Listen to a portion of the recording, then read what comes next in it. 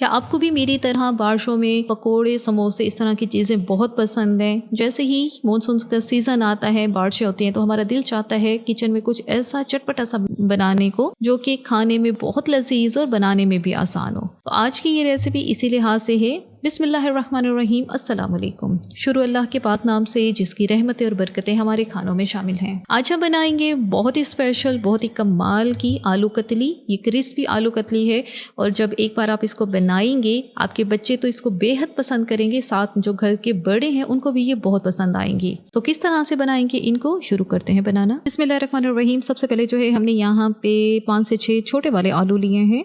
आलू की कतली बनाने के लिए आलू का साइज़ जो है बहुत ज़्यादा मैटर करता है, उसमें छोटे साइज़ का आलू हम लेंगे ताकि आलू की कतलियाँ जो है मुनासिब साइज़ की बने। आलूओं को यहाँ पे छिलका उतार लिया है और इनको मैंने पानी में भिगो के रखा है ताकि ये काले ना हो। और अब हम इनकी कटिंग करते हैं। आलूओं को काटने के लिए आपने स्लाइसर का इस्तेमाल नहीं करना। स्लाइसर में ये होता है कि बहुत पतले आलू हो जाते हैं, फिर आलू की कतली जो है वो बहुत ज़्यादा ही सूखी सूखी सी होती है, ड्राई सी होती है। तो इसलिए छुरी से काटेंगे और इतना थिक एक स्लाइस को होना चाहिए। ये मैं आपको चेक करवा रही हूँ, चेक करें, ना तो बहुत मोटा करना है ना ही बहुत पतला करना है। दरमियाने से साइज़ की आलू की कतली यहाँ पे हमने काटनी है। ये चेक करें, इस तरह से हमने सारे ही आलू जो हैं उनको काट लिया है और इस तरह से उनको पानी में भिगो के रखा है ताकि ये काले ना पड़े।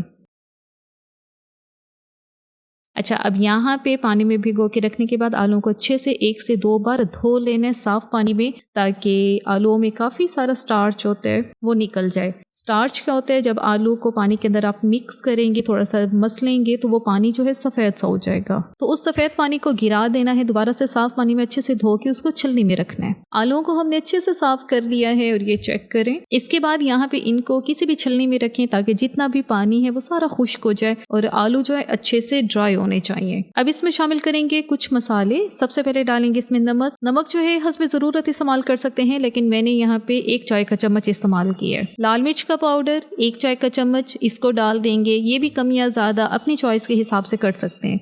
धनिया पाउडर 1 चाय का चम्मच, हल्दी आधा चाय का चम्मच, लहसुन का पाउडर आधा चाय का चम्मच। मैंने यहाँ पे लहसुन का पाउडर डाला है, आपके पास नहीं है तो इसकी जगह लहसुन का पेस्ट जो है वो 1 चाय का चम्मच डाल दें।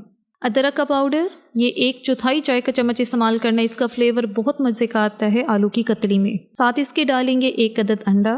अंडे से ये होगा, जब ये कतलियाँ हम फ्राई करेंगे तो जो कोटिंग होगी ऊपर से, जो आमेज़ा होगा वो फ्राई करते वक्त उतरेगा नहीं। बाइंडिंग के लिए यहाँ पे मैं डाल रही हूँ मैदा और आधा कप यहाँ पे मैदे का इस्तेमाल किया है। आप चाहें तो बेसन के साथ भी इस तरह से बना सकते हैं। बेसन से ये होते हैं थोड़ी सी आलू की कतलियाँ वो ज़्यादा क्रिस्पी नहीं बनती, लेकिन आपकी अपनी मर्ज़ी है, ज़्यादा क्रिस्पीनेस चाहते हैं तो मैदा इस्तेमाल कर लें, लेकिन बेसन भी इस्तेमाल कर सकते हैं।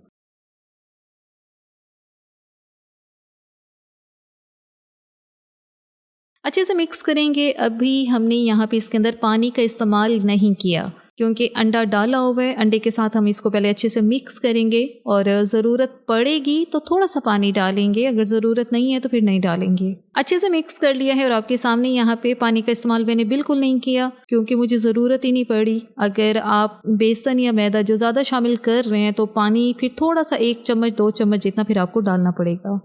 अच्छे से इसको मिक्स करते हैं और ये आपके सामने ये काफ़ी लिक्विडिटी सा है, इसके ऊपर जो है जो आमेज़ा है वो अच्छे से लगा हुआ है। अच्छा, मिक्स यहाँ पे बहुत अच्छा करना है। फिर जितना अच्छा मिक्स करेंगे सारे मसाले एक एक आलू की कतली को लगेंगे और फिर ये नहीं होगा कि कहीं पे नमक ज़्यादा और कहीं पे मिर्च ज़्यादा, इस तरह से नहीं होगा। दूसरी तरफ ऑयल जो है हमने गर्म होने के लिए रख दिया है और जैसे ही ऑयल गर्म होते हैं तो इसमें आलू की कतलियाँ इनको शामिल कर देते हैं। अच्छा, ऑयल जो है दरमियानी आंच पे गरम करना है और जैसे हम फ्राइज़ बनाते हैं वैसे ही यहाँ पे आलू की कतलियों को हम लोग फ्राई करेंगे। फ्राई करने के लिए कोई मतलब कि ये नहीं है कि इतने मिनट के लिए फ्राई करना है, इतने मिनट के लिए नहीं करना। सिंपल जब ये गोल्डन ब्राउन हो जाए दोनों तरफ से तब तक हमने इनको फ्राई करना है ताकि आलू भी अच्छे से पक जाएं और इनकी ऊपर वाली लेयर भी बहुत ज़्यादा क्रिस्पी हो जाए। अच्छा, एक टिप मैं हमेशा आपको देती हूँ, जब भी फ्राई करना हो एक ही आंच पे किया करें। चूल्हे की आंच, जिस आंच पे आप फ्राई स्टार्ट कर रहे हैं उसी पे ही एंड किया करें।